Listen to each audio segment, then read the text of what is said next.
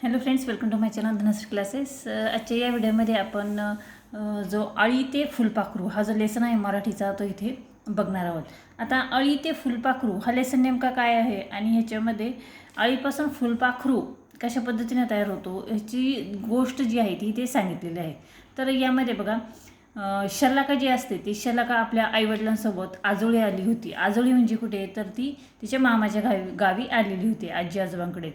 ती खूप चाणाक्ष मुलगी होती. चाणाक्ष म्हणजे कशी, की ती जिज्ञासू होती, ब्रिलियंट होती. तिला कोणतं ना कोणती एखादी गोष्ट जर तिच्या लक्षात आली, बघितली तिने, तर त्याबद्दल तिला जाणून घेण्याची तिची इच्छा असायची. तर आपण चाणाक्ष असे म्हणतो. आणि प्रत्येक गोष्ट जाणून घेण्याची तिला नेहमीच कुतूहल असे. ती सर्वांना प्रश्न विचारून हैराण करत असे. म्हणजे प्रत्येकाला ती कोणत्या ना कोणत्या गोष्टीबद्दल तिला काही वेगळं वाटलं की लगेच प्रश्न विचारायची आणि त्यामुळे समोरचा एकदम हैराण होऊन जायचा. पण त्याचे समाधानकारक उत्तर मिळेपर्यंत तिचे समाधान होतच नसे. जर समोरच्याने तिला जे उत्तर दिले ते जर तिला योग्य नाही वाटलं तर ती तोपर्यंत त्याला सारखं प्रश्नच विचारत असते. म्हणजे तिचं जोपर्यंत समाधान होत नाही तोपर्यंत ती प्रश्नच विचारत असेल. आजोळी गेल्यानंतर शलाका आजोबांसोबत बागेत जात असे. आजोबा तिला झाडे, त्यांची निगा कशी राखायची याविषयी माहिती सांगत असे.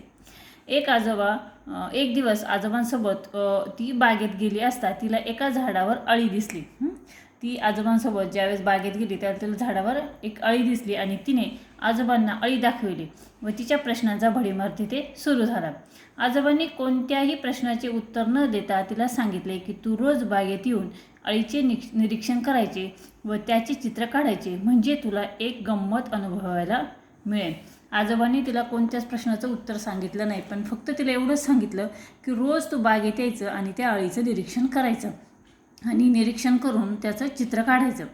आता शलाकाने लगेच पसंती दाखविली. म्हणजे शलाकाला याबद्दल काय होतं, जाणून घेण्याची काय होती, जिज्ञासा होती, तिला त्याची आवड होती. त्यामुळे तिने काय केलं, लगेच आपली पसंती दाखविली. तिने आज पाहिलेला अंड्याचे चित्र काढले. तिने आज जी अळीचं जे अंडं जे आहे त्याचं चित्र काढलं आणि दुसऱ्या दिवशी लवकर उठून बागेत गेली. पण त्या अंड्यात काही फरक दिसत नव्हता. ती धावत घरी आली व आजोबांना सांगते की त्या अंड्यामध्ये काही फरक नव्हता.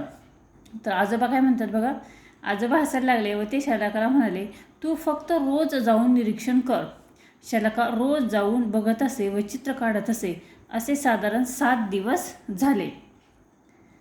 बघा, शलाकाने या पद्धतीने ते चित्र काढलेलं आहे आणि शलाकाने इथे या पद्धतीने त्याचं निरीक्षण केलेलं आहे. आज शलाका जेव्हा झाडापाशी पोचली तेव्हा ती बघत असायची त्या अंड्यातून एक अळी बाहेर आली व त्या अंड्याचे कवच खाऊ लागली. आज काय झालं की ज्यावेळेस तिने बागेत जाऊन बघितलं त्यावेळेस त्या अंड्यातून एक अळी बाहेर आलेली होती आणि ती तेच अंड्याचं कवच खात होती. नंतर तिने पाने खायला सुरुवात केली.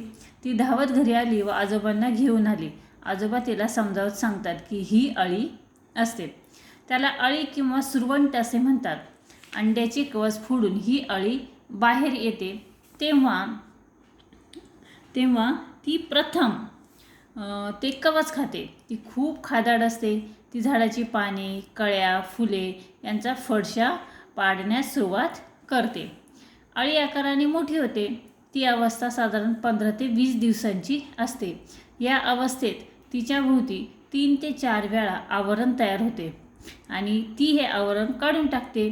अळीची पूर्ण वाढ झाली की ती एक सुरक्षित जागा शोधते व स्वतःभोवती कोश तयार करते.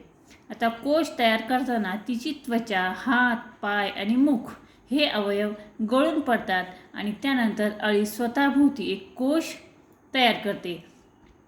कोशामध्ये राहण्याचा काळ हा 6 दिवस किंवा महिन्याचा असतो. हा काळ सभोवतालच्या वातावरणावर अवलंबून असतो. शलाकाला हे ऐकून खूपच मज्जा वाटत होती. आजोबा थोडे थांबतात व शलाकाला म्हणतात की तू लक्ष ठेव की ती अळी इथून आजूबाजूला असणार.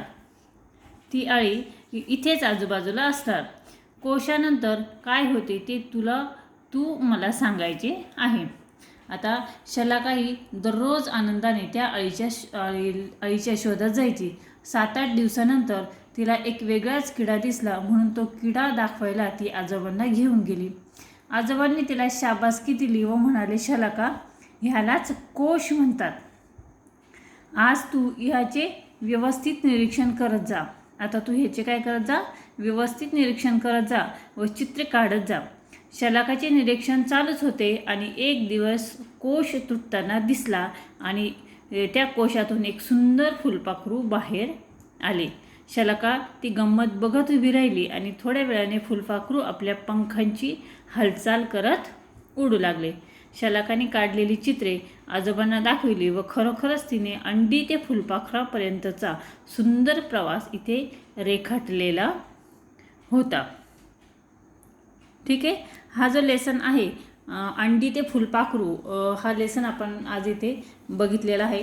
आणि शलाकाने ही जे अंडी ते फुलपाखरू याचं निरीक्षण करून, अळी ते फुलपाखरू याचं निरीक्षण करून याचं व्यवस्थित असं वर्णन देखील इथे सांगितलेलं आहे.